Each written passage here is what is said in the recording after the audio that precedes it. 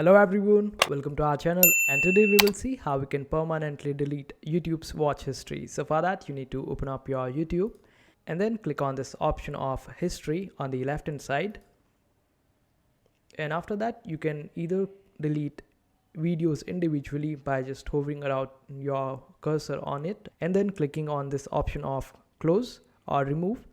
And if you want to delete all of the history at once, then just simply click on this option of clear all watch history, and then it will prompt a notification for you whether you are sure that you want to delete all of it or not. And after that, all your watch history will be deleted from all the devices that your account has been connected. So this is how you delete all your YouTube's watch history permanently. I hope this video was helpful. If you still need any help, you can always comment down below. Our team will be happy to help you out. Make sure to hit that like button and also subscribe to our channel for more helpful videos.